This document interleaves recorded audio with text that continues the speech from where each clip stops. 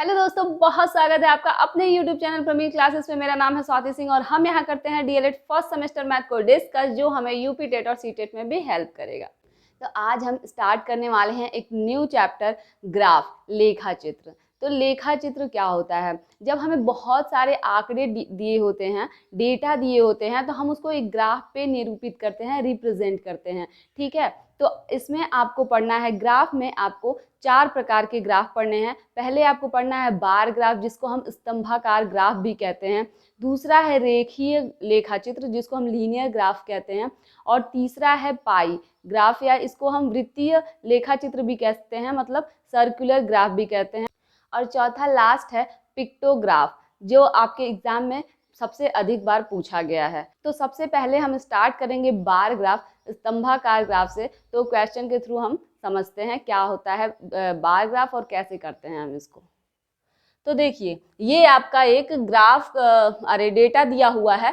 ठीक है, तो देखिए ये क्या है, प्राप्तांक। किसी भी स्कूल में प्राप्तांक है, मतलब 1 पाने वाले 3 बच्चे हैं, 1 नंबर पाने वाले 3 बच्चे हैं, और 3 नंबर पाने वाले 6 बच्चे हैं, 5 नंबर पाने वाले 8 बच्चे हैं, और 7 नंबर पाने वाले 4 बच्चे हैं, 9 नंबर पाने वाले 7 बच्चे हैं। ठीक है, ये छात्रों की संख्या है और ये प्राप्तांक है। तो हम इसको x और y अक्ष पे निरूपित करते हैं। तो पहले देखिए, ये होता है y अक्ष जो वर्टिकल होता है, और ये होता है x अक्ष। ठीक है, तो देखिए एक डेटा को हम y अक्ष पे और एक को हम x अक्ष पे लिखते हैं। मान लीजिए कि छात्रों की संख्या को हम y अक्ष पे लिख रहे हैं, तो हम इसको, ये 0 होता है यहाँ, x और y दोनों। तो देखिए छात्रों की संख्या 3, 6, 9, तो हम इसको ऐसे लिख सकते हैं 1, 2, 3, 4, 5, 6, 7, 8, 9, 10। ठीक है, और नंबर भी ऐसे ही हम लिख सकते हैं कि प्राप्तांक को भी 1, 2, 3, 4, 5, 6, 7, 8, 9, 10। अब देखिए क्या दिया हुआ है, ये है हमारा छात्रों की संख्या। ठीक है, और ये है प्राप्तांक।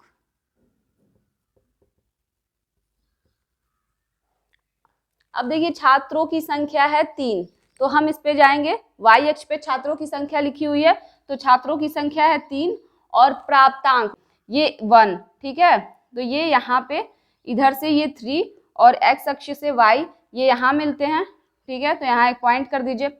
उसके बाद से देखिए दूसरे पे आइए, क्या है, प्राप्तांक है 3, तो प्राप्तांक पे आएंगे तो 3, और छात्रों की संख्या कितना है, 6। तो छात्रों की संख्या यहाँ, तो आप यहाँ एक पॉइंट कर दीजिए।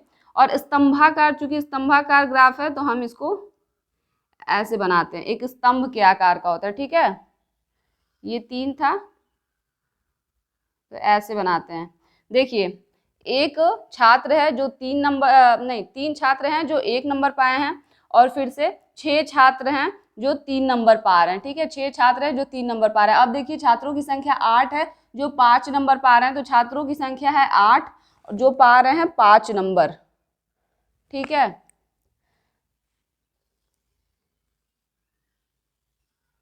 नेक्स्ट हमारा क्या है, 4 छात्र हैं जो 7 नंबर पा रहे हैं, तो नंबर तो 7 है और 4 छात्र हैं केवल। ठीक है, 4 छात्र हैं जो 7 नंबर पा रहे हैं। उसके बाद से 7 हैं छात्रों की संख्या जो 9 नंबर पा रहे हैं, तो छात्रों की संख्या है 7 और पा रहे हैं वो 9 नंबर। ठीक है, 9 नंबर 7 छात्र पा रहे हैं, तो यहाँ पे देखिए छात्रों की संख्या 7 और पाने वाले हैं 9 नंबर। ठीक है, तो ऐसे हम अपना बार ग्राफ बनाते हैं। ठीक है, या फिर अगर ऐसे आपको ग्राफ दे दिया रहे और पूछे कि 1 नंबर पाने वाले कितने छात्र हैं, तो देखिए 1 नंबर 3 छात्रों की संख्या ये है, तो 1 नंबर 3 छात्र पा रहे हैं। और 7 नंबर कितने छात्र पा रहे हैं, तो 7 नंबर है ये प्राप्तांक, और आ जाएंगे 4 छात्र पा रहे हैं। ठीक है, तो ऐसे हम देखते हैं बार ग्राफ, ये हमारा बार ग्राफ। ठीक है, तो चलिए नेक्स्ट देखते हैं।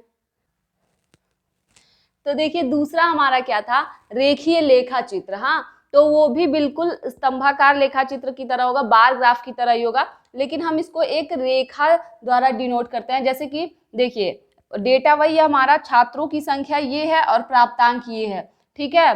तो क्या दिया हुआ है कि प्राप्तांक 1 नंबर पाने वाले 3 छात्र हैं, तो देखिए हम 1 और यहाँ डॉट किए थे, ठीक है। दूसरा क्या है कि 6 छात्रों की संख्या 6 है और 6 छात्र 3 नंबर पाते हैं, तो देखिए यहाँ पे हो जाएगा 3 नंबर पाने वाले 6 छात्रों की संख्या। फिर क्या है कि छात्रों की संख्या 8 है, छात्रों की संख्या 8 है और जो 5 नंबर पाते हैं, तो 5 नंबर पाने वाले छात्रों की संख्या। फिर देखिए छात्रों की संख्या क्या 4 है, 4 और नंबर पाते हैं 7 वो। फिर नेक्स्ट क्या है, छात्रों की संख्या है 7, छात्रों की संख्या है 7 और 9 नंबर पाने वाले ये 7 छात्र हैं। तो ऐसे हम पॉइंट कर देते हैं सारे डेटा को। देखिए 3 छात्र हैं सबसे पहले और जो 1 नंबर पाए हैं, ठीक है। दूसरा है 6 छात्र हैं और 3 नंबर पाए हैं। उसके बाद है कि 8 छात्र हैं, छात्रों की संख्या 8 है और वो 5 नंबर पाए हैं, ठीक है। उसके बाद से छात्रों की संख्या है 4 और वो 7 नंबर पाए हैं, ठीक है। उसके बाद से छात्रों की संख्या है 7 और नंबर वो पाए हैं 9, ठीक है। तो ऐसे हम पॉइंट कर देते हैं देख के, और उसके बाद से एक ऐसे ही लाइन ड्रॉ कर देते हैं। तो ये है हमारा रेखीय लेखा चित्र, ठीक है। एक्स अक्ष और वाई अक्ष पे डेटा को लिखते हैं, जो भी डेटा दिया होता है, और फिर उसको हम पॉइंट द्वारा ऐसे दिखा देते हैं और फिर एक रेखा खींचते हैं, तो इसीलिए इसको रेखीय लेखा चित्र कहा जाता है ना। तो चलिए आगे देखते हैं। तो देखिए नेक्स्ट है हमारा वृत्ताकार लेखा चित्र, ठीक है। इसमें देखिए एक वृत्त के आकार में सारे डेटा दिए होते हैं और ये सारे 360 डिग्री, आपको पता है कि ये कंप्लीट एंगल बनाता है 360 डिग्री का। देखिए एक कंप्लीट एंगल बनाएगा 360 डिग्री का, और इसमें सारे जो डेटा दिए होते हैं वो परसेंटेज में अगर हो तो 100% होते हैं, और अगर डिग्री में दिए हो तो 360 डिग्री होते हैं, ठीक है। ये आपको याद रखना है कि एक वृत्ताकार लेखा चित्र में 360 डिग्री होता है। आपको पता है कंप्लीट एंगल 360 डिग्री होता है, पूर्ण कोण। और देखिए, और अगर परसेंटेज में वैल्यू दी रही तो 100% होता है।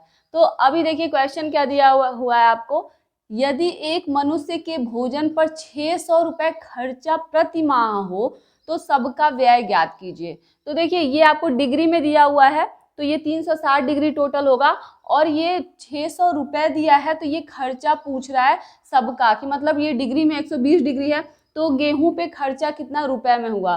तो पहले देखिए साग सब्जी में 45 डिग्री, दूध में 90, चावल पे 30, गेहूं पे 120, लेकिन मसाले पे 24, लेकिन देखिए शक्कर पे आपको देखना है। तो आपको पता है ये कंप्लीट एंगल है, 360 डिग्री है, 120 डिग्री ये है, तो 120 डिग्री और प्लस 30, 150 डिग्री, 90, ठीक है। फिर से हो जाएगा 240 डिग्री और 45 डिग्री उसमें ऐड करेंगे तो 285 डिग्री, और उसके बाद से 24 डिग्री ऐड करेंगे तो 309 डिग्री, ठीक है। तो 360 डिग्री होता है और अभी ये 309 डिग्री है, तो ये कितना होगा, तो 360 में से 309 घटाएंगे तो 51 डिग्री आ जाएगा, तो शक्कर का 51 डिग्री होगा, ठीक है। अब देखिए इन सबको आपको रुपए में देखना है, तो सबसे पहले अगर हम गेहूं से स्टार्ट करते हैं, तो देखिए गेहूं का प्रति माह व्यय होगा 120 डिग्री है, तो 120, और टोटल कितना होता है 360 डिग्री, तो हम नीचे टोटल लिखते हैं 360 डिग्री, चूंकि डिग्री में है तो हम 360 डिग्री लिख रहे हैं। अगर परसेंटेज में होता तो टोटल हम पहले हम ऊपर परसेंटेज लिखते हैं और टोटल परसेंटेज मतलब 100% नीचे लिखते हैं, ठीक है। और जो दिया हुआ होता है जिसमें हमको निकालना होता है वो हम मल्टीप्लाई कर देते हैं। तो देखिए अब हम इसको सॉल्व करेंगे, तो 0 से 0 कैंसिल, 12 तियां 36, और फिर देखिए 3 दूनी 6, तो 200 रुपये गेहूं पर 200 रुपये खर्च होगा, ठीक है। फिर आ जाइए शक्कर पे कितने रुपए खर्च होंगे, तो शक्कर पे भी हम ऐसे ही निकालेंगे 51/360 डिग्री, चूंकि ये भी डिग्री है ये भी, फिर 600। तो देखिए अगर हम इसको 3 से डिवाइड करें तो 3 एकम 3, 3 सत्ते 21 और 3 एकम 3, 3 दूनी 6, 0। ठीक है, फिर 0 से 0 कैंसिल और 12 पच्चे 60। ठीक है, तो 17 पच्चे 85 रुपए शक्कर पे खर्च होते हैं। अब देखिए क्या है मसाले पे, अगर मसाले पे निकालें तो 24 डिग्री अपॉन 360 गुणे 600। ठीक है, तो देखिए 0 से 0 कैंसिल, 12 दूनी 24, 12 तियाँ 36 और 3 से इसको डिवाइड करें तो 3 दूनी 6, 0।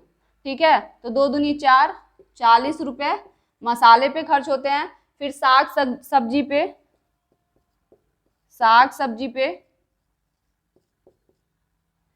45 डिग्री अपॉन 360 डिग्री गुणे 600।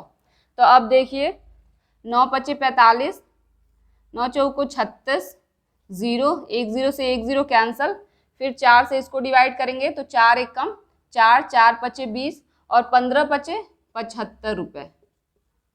ठीक है, उसके बाद से देखिए क्या है, हमारा दूध पे 90% खर्च होता है। तो दूध पे देखेंगे तो 90/360 गुणे 600। तो देखिए 0 से 0 कैंसल, 9 चौको 36 और उसके बाद से फिर 4 से ये जाएगा, 4 एकम 4, 4 पच्चे 20, 0। तो 150 रुपये। ठीक है, अब केवल किस पे बचा है, चावल पे। तो चावल का देख लीजिए एक बार। चावल पे हम देखेंगे तो चावल है 30 डिग्री अपॉन 360 गुणे 600, 0 से 0 कैंसल, 3 एकम 3, 3 दूनी 6 और 12 पच्चे 60, 0 मतलब 50 रुपये। तो ये खर्चे थे रुपए में। तो देखिए अगर हम इन सब को ऐड करते हैं 285, फिर है 40, फिर है 75, उसके बाद से 150 और 50। तो देखिए 5 5 10, एक हासिल, 8 4 12, 12 और 7 19, 19 और 10 29 और एक हासिल जो बचा था वो 30। तो 3 हासिल, 2 एक 3 और एक जो 3 हासिल बचा था 6। तो देखिए आपका टोटल 600 रुपये आया। ठीक है, तो ऐसे हम रुपए में इसको डिवाइड कर सकते हैं। और ऐसे भी हो सकता है कि ये डिग्री में दे के परसेंटेज में पूछे, तो परसेंटेज में अगर पूछेगा तो हम डिग्री अपॉन डिग्री और 100 से मल्टीप्लाई करेंगे। और अगर इसमें परसेंटेज दिया होगा और डिग्री में पूछेगा तो हम परसेंटेज से कंपेयर करके डिग्री से मल्टीप्लाई करेंगे। इस पर हम कल क्वेश्चन करेंगे। ठीक है, तो देखिए आज हमने 3 ग्राफ के कॉन्सेप्ट देखे एक एक क्वेश्चन के थ्रू। तो इसका जो और भी बचा है, जैसे कि जो डिग्री से परसेंटेज में चेंज करना है, परसेंटेज से डिग्री में चेंज करना है, उसको हम नेक्स्ट वीडियो में देखेंगे। और पिक्टोग्राफ भी देखेंगे, क्योंकि पिक्टोग्राफ आपके एग्जाम में सबसे ज़्यादा बार पूछा जा चुका है। तो उसको हम नेक्स्ट वीडियो में देखते हैं। तो अगर वीडियो अच्छी लग रही है और यूजफुल लग रही है तो लाइक करिए, शेयर करिए और सब्सक्राइब करिए। तो मिलते हैं अपने नेक्स्ट वीडियो में। Thank you so much.